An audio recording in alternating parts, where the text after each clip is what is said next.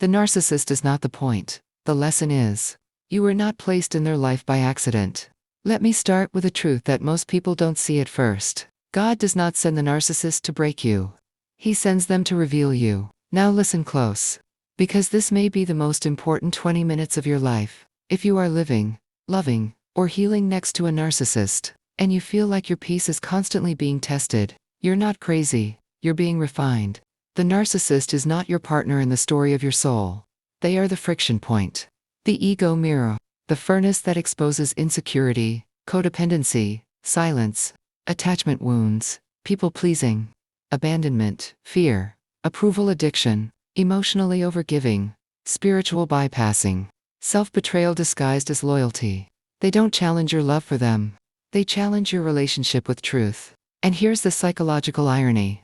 You think the narcissist is testing you.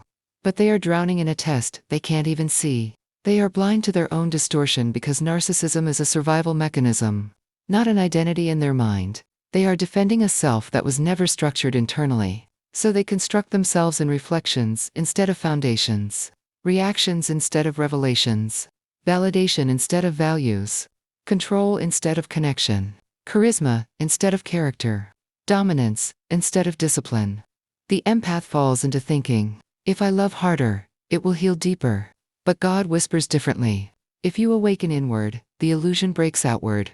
So before we dissect the 5 narcissistic masks, let's diagnose the empath's wound. Because the narcissist exploits the gap you haven't healed, not the heart you consciously give.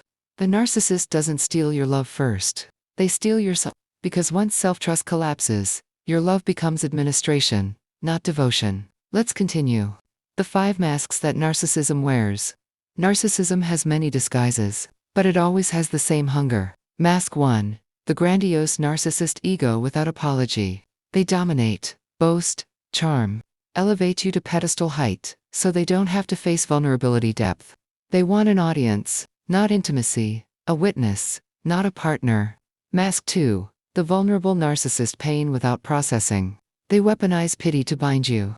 They create empathy debt through emotional fragility, not emotional maturity. You don't compete with their ego, you parent it. Mask 3. The malignant narcissist.com, without conscience. Their manipulation is strategic, not emotional. They silence you into disorientation, condition affection into reward, pressure connection into obedience, and extract peace without raising volume. Mask 4. The communal narcissist goodness, without surrender. They perform morality publicly, but administrate debt privately. They don't want love recognized. They want love recorded, generosity witnessed, sacrifice receipted, loyalty registered. Mask 5. The covert narcissist, niceness without presence. They criticize without shouting, punish without announcement, withdraw without explanation, condition love into reaction, and confuse your intuition into negotiation. Now here is how you identify all of them. Their love is not reciprocal, it's gravitational. Their empathy is not intuitive, it's situational. Their remorse is not emotional, it's logical when it benefits.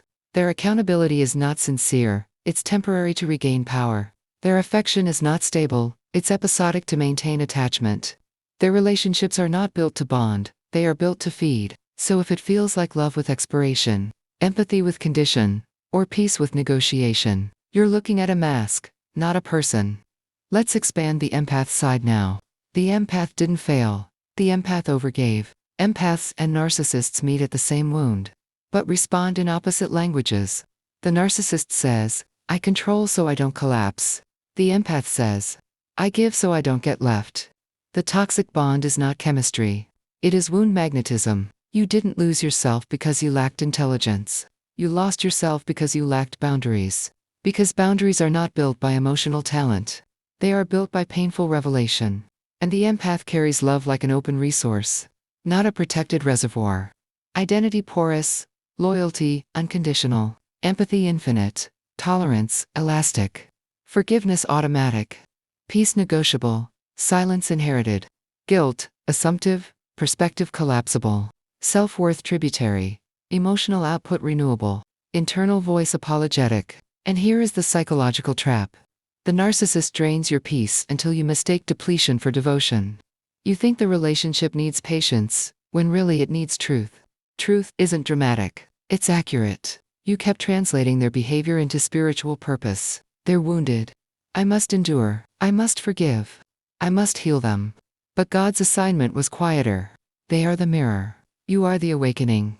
God lets a narcissist exhaust your outer world, so you finally turn inward. Stop explaining inconsistency linguistically. Stop justifying control spiritually. Stop romanticizing withdrawal emotionally. Stop overgiving supernaturally. Stop parentifying ego dutifully. Stop treating manipulation poetically. The narcissist was not your mission. The breaking of illusion was. Let's go deeper.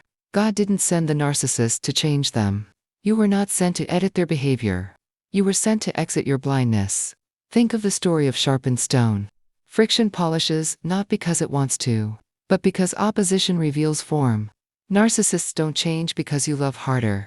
You explain deeper, you endure longer. You serve quieter, you forgive faster. You sacrifice silently, you remain indefinitely. You hope privately, you detach inwardly. You collapse peacefully, you parent ego patiently. You carry infinity emotionally. You survive spiritually, you pray you manage ego dutifully. You absorb quietly, you retreat emotionally. You withstand silently, you yield internally. They change only through self-collision, not partner pressure. You tried shaping excess externally. God precipitates collapse inwardly. The narcissist punishes your emotional presence until you develop internal authority. Stop treating inconsistency like deeper meaning, or ego like divine destiny. Stop spiritualizing manipulation into purpose. Tolerate emotional debt into reconciliation. Explain control into trauma. Parent withdrawal into phases. Serve dominance into devotion. Forgive cruelty into growth. Collapse identity into spiritual surrender. Absorb criticism into shadow work illusion. Yield peace into divine endurance. Reapply affection into soul assignment debt. You think God placed you there to redeem them. God placed you there to recognize you. Let's continue. The illusion was not the relationship. The illusion was not loving them. The illusion was losing you. Once you see the pattern, the bond changes meaning. You discover that narcissists don't erode your heart first. They erode your interpretive lens. You stayed because you translated behavior, instead of diagnosing it. You saw intensity as emotional depth, withdrawal as psychological mystery, criticism as spiritual refinement, inconsistency as karmic connection, pressure as relationship challenge, affection as emotional attunement. Rules as spiritual discipline, treatment as cosmic certification, obedience as intimate surrender, and saw disorientation as shadow confrontation purpose. But no one says this clearly. Sometimes the narcissist is the chisel, not the sculpture. Let's continue. The awakening, the peace. And now we arrive at the quiet conclusion. God did not put you there to fix their ego. He put you there to stop surrendering yours. The narcissist was the spark, but awakening was the fire. Now, the final question becomes stoic. If love shrinks when you expand, was it love honoring you, or love feeding them? Because real love doesn't evaporate at the sight of boundaries. It rises to meet them. And if you have reached this moment in the video, here is your revelation. You are not confused anymore. You are awake. Awake is not a feeling. It is a position. If this message hit you where you haven't spoken yet, like the video. Subscribe to The Heart Stoic, share it, comment I am awake. Because your peace was not collateral damage. It was initiation. Stay stoic, stay sovereign, stay free.